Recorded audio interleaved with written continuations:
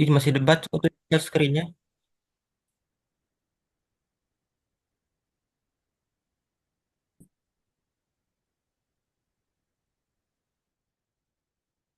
Baik, sebelumnya kami buka. Assalamualaikum warahmatullahi wabarakatuh. Sebelumnya perkenalkan nama saya Ahmad Mauludin, NPM 2215061124 dan rekan saya. Saya Andika Widiantara, NPM 2215 061 052.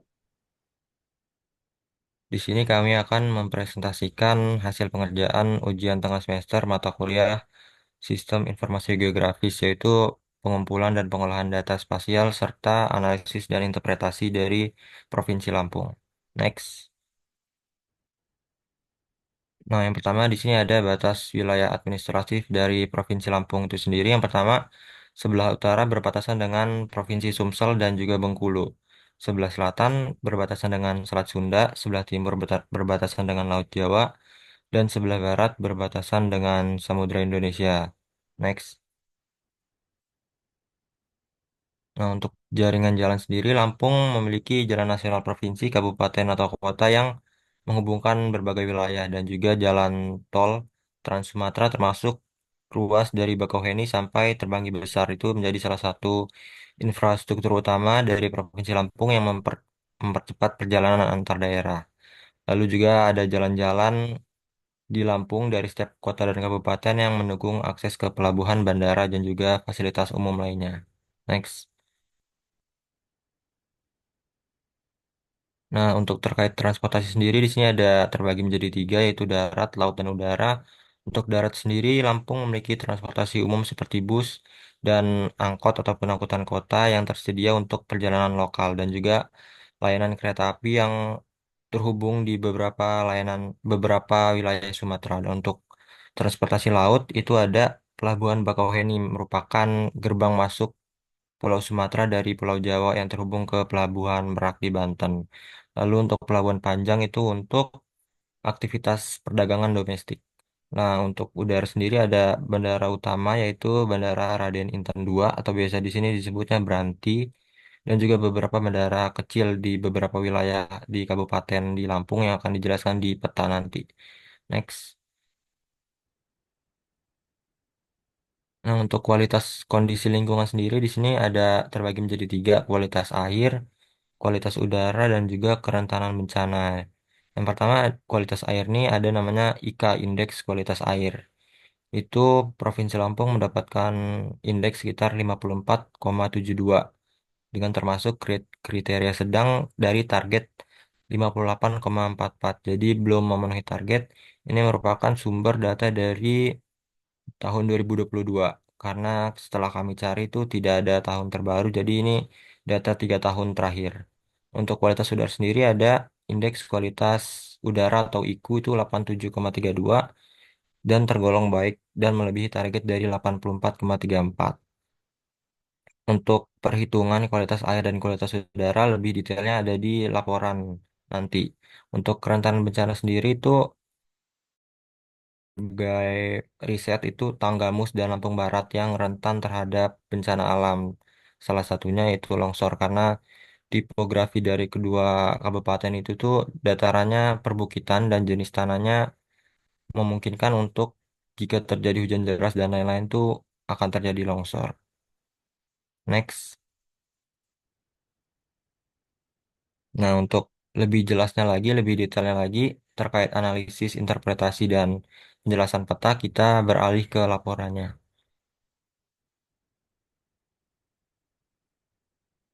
Nah, untuk penjelasan peta sendiri saya alihkan ke rekan saya Andika.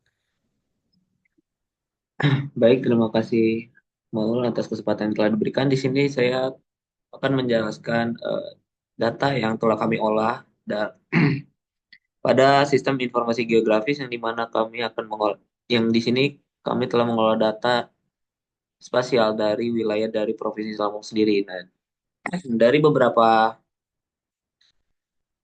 dari Provinsi Lampung ini terdapat beberapa daerah kota atau kabupaten di mana terdapat ada beberapa kabupaten yang di mana di dilambangkan dengan warna hijau untuk Kota Bandar Lampung dan beberapa kota lainnya yang berbagai warna. Di sini sudah dibedakan dengan labelnya masing-masing. Selanjutnya di sini ada beberapa legend atau lebih tepatnya itu adalah eh, layanan masyarakat seperti terminal, puskesmas, rumah sakit, pendidikan, bandara, dan juga pelabuhan yang terlihat di sini. Untuk pelabuhan sendiri itu eh, didominasi itu pada daerah Lampung Selatan dan juga daerah pesisir barat. Terlihat pada peta untuk daerah pelabuhan sendiri ditandai oleh titik berwarna hijau. Terlihat di sini terdapat beberapa pelabuhan di daerah selatan dan juga daerah barat.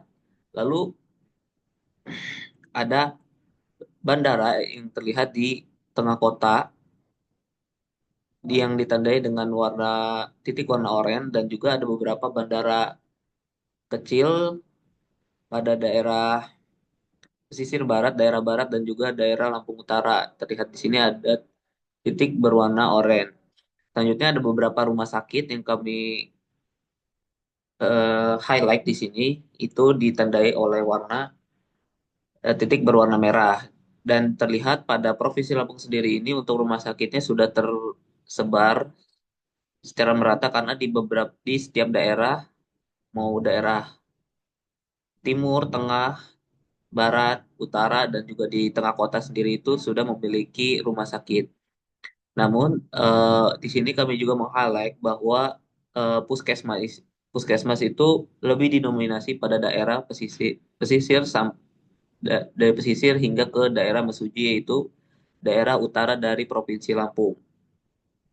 Selanjutnya untuk di sini ada layanan masyarakat itu terminal bus yang bisa terlihat ditandai oleh titik berwarna kuning yang dimana terlihat di sini ada semua daerah di Provinsi Lampung ini memiliki terminal bus yang dimana itu menandakan bahwa untuk terminal bus sendiri itu bisa diakses di berbagai daerah di Provinsi Lampung sendiri. Nah, di sini selanjutnya ada sekolah yang dimana kami di sini meng-highlight untuk sekolah tinggi, sekolah menengah umum yang dimana terlihat pada di wilayah Provinsi Lampung sendiri ini memiliki banyak sekolah khususnya sekolah menengah umum atau sekolah menengah atas. Terlihat bahwa di wilayah Provinsi Lampung ini banyak sekali sekolah khususnya yang kami highlight di sini itu SMA atau SMU yang artinya bahwa Provinsi Lampung memiliki tingkat pendidikan yang cukup merata. Dan untuk jalan sendiri kita highlight kita tandai dengan garis berwarna hitam. Baik, untuk selanjutnya ada beberapa pertanyaan, highlight pertanyaan yang akan dijelaskan kembali oleh rekan saya. Silakan pada Ahmad Mauludin. Baik, sebelumnya sebelum ke pertanyaan kita bisa ke atas sedikit di kondisi lingkungan tadi untuk melihat detail kualitas air dan kualitas lingkungannya. Nah, di sini kan ada kualitas air tuh yang sempat di-highlight di PPT tadi. Jadi untuk pengambilan titik sampel air ini itu dari sungai dari seluruh wilayah Provinsi Lampung berjumlah 373 data pemantauan. Itu ada 17 titik sampel level pusat itu 3 kali pemantauan dan 21 titik sampel level provinsi 2 kali pemantauan, sisanya 280 di level kabupaten kota. Jadi intinya di kualitas air ini Lampung masih belum mencapai target, dia masih dalam kategori sedang. Nah, ini merupakan data dari Dinas Lingkungan Hidup terupdate 2022 karena saat kami cari tidak ada di 2023 ke atas. Nah, untuk di bawahnya kondisi udara ini udah termasuk baik, bahkan hampir kriteria sangat baik, dia melebihi target di angka 87,32. Nah, untuk kerentanan bencana ke bawah kami ambil dari sumber BNPB yang sudah dijelaskan di PPT tadi, yaitu Tanggamus dan Lambar memiliki tipografinya itu datarannya perbukitan dan pergunungan dengan kemiringan lereng yang curam. Jadi meningkatkan risiko tanah longsor Nah, bisa dilihat di situ terutama saat terjadi hujan deras. Jadi memiliki cenderung memiliki karakteristik yang kurang stabil bisa dibilang di dua daerah tersebut. Kita ke pertanyaan sekarang. Nah, untuk yang pertama, bagaimana kondisi lingkungan di wilayah kota Bandar Lampung sebagai ibu kota yang dimaksud di pertanyaan ini? Nah, jadi untuk kondisi lingkungannya ada tiga yang di-highlight tadi, kualitas air, kualitas udara, dan juga hmm, intinya kualitas lingkungannya. Nah, untuk kualitas air di kota Bandar Lampung sendiri itu 50,95 termasuk kriteria sedang. Nah, targetnya itu 58. Nah, jadi ini juga belum mencapai target sama seperti Provinsi Lampung. Jadi kualitasnya perlu ditingkatkan lagi untuk mencapai target yang diinginkan. Untuk penyebabnya sendiri itu bisa diakibatkan oleh pencemaran air dari limbah industri dan domestik. Apalagi di ibu kota banyak banget pabrik-pabrik yang kemungkinan belum ada teknologi pengolahan limbah yang limbahnya langsung dibuang ke sungai. Nah, untuk kualitas udara sendiri itu 83,73. Walaupun di bawah dari Provinsi Lampung, tapi ini termasuk kriteria baik dan sudah melewati target yang ingin dicapai itu 80,69. Nah, untuk aspek lingkungan lainnya yang perlu diperhatikan juga itu ada pengelolaan sampah, kualitas tanah, dan juga keanekaragaman hayati. Jadi untuk mencapai target-target lingkungan yang diinginkan bisa memperhatikan ataupun meningkatkan sisa aspek lingkungan tadi. Nah, untuk pertanyaan kedua, apakah ada korelasi antara kondisi lingkungan dan lokasi fasilitas umum? Itu ada jawabannya. Hubungannya itu ada karena berdasarkan data di atas yang sudah kami kumpulkan, fasilitas umum seperti rumah sakit dan sekolah itu cenderung didirikan di lokasi yang lebih aman dari resiko bencana, seperti tanah longsor dan banjir. Namun, di daerah-daerah rentan seperti Tanggamus dan Lambar,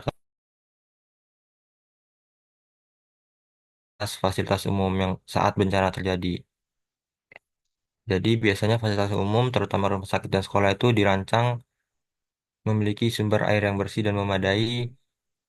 Di daerah dengan kualitas air yang buruk, fasilitas umum tersebut mungkin membutuhkan infrastruktur tambahan seperti pengelolaan air dan untuk memastikan air yang digunakan aman. Nah, terkait kualitas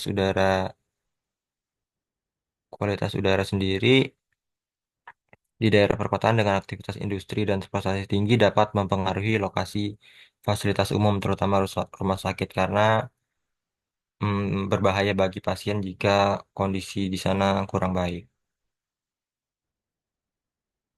Mungkin selanjutnya terkait rekomendasi dan kesimpulan saya serahkan kepada rekan saya Andika. Baik, untuk selanjutnya di sini ada kesimpulan dan rekomendasi yang dimana dari beberapa hal yang telah kami sampaikan bahwa dari yang telah kami paparkan dari PPT, PowerPoint sebelumnya, penjelasan sebelumnya maupun dari yang penjelasan mengenai kondisi lingkungan dan juga eh, peta wilayah yang telah kami olah datanya dapat disebutkan di mana dapat terlihat pada peta bahwa dapat terlihat dari data yang telah kami sampaikan bahwa Tanggamus dan Lampung Barat itu memiliki kerentanan yang tinggi terhadap wilayah itu terhadap bencana yaitu tanah longsor akibat topografi daerahnya itu perbukitan yang dan juga curah hujan yang tinggi di mana pada daerah tersebut juga terdapat beberapa perubahan tutupan lahan yang hal itu menunjukkan bahwa resiko lingkungan itu sangat penting dalam pembangunan fasilitas umum. Dan yang kedua itu ada dari kondisi lingkungan sendiri bahwa kualitas air udara dan juga kerentanan bencana itu sangat berpengaruh pada lokasi operasional atau layanan masyarakat yang ingin dibangun pada daerah tersebut, yang di mana itu sangat berpengaruh seperti layanannya itu terdapat rumah sakit maupun sekolah. Dalam pemilihan lokasi yang strategis itu bisa menjadi kunci untuk pembangunan atau aksesibilitas yang optimal. Dan yang terakhir, ada jaringan jalan atau transportasi umum di wilayah Lampung sendiri itu dapat meningkatkan konektivitas dan juga akan tetapi Pak ada kebutuhan untuk memperbaiki akses pada daerah-daerah yang rawan bencana yang bertujuan untuk memastikan kelancaran dari operasional fasilitas umum yang akan dibangun atau dibuat. Untuk rekomendasinya, di mana eh, untuk daerah Lampung ini itu melakukan peningkatan infrastruktur pada daerah yang rawan bencana dan juga ada perencanaan tata ruang yang berfokus pada risiko yang akan terjadi dan juga optimalisasi dari sistem dan monitoring kualitas air dan udara pada Provinsi Lampung itu sendiri. Untuk sekian pemaparan saya kembalikan ke moderator. Baik, mungkin cukup sekian penjelasan dari kami, mulai dari pengumpulan data spasial, pengolahan data di software QGIS untuk membuat peta wilayah Provinsi Lampung, serta analisis dan interpretasi yang kami lakukan, dan juga Dair ada kesimpulan dan rekomendasi yang dapat ditingkatkan di kemudian hari. Kami tutup. Terima kasih. Wassalamualaikum warahmatullahi wabarakatuh.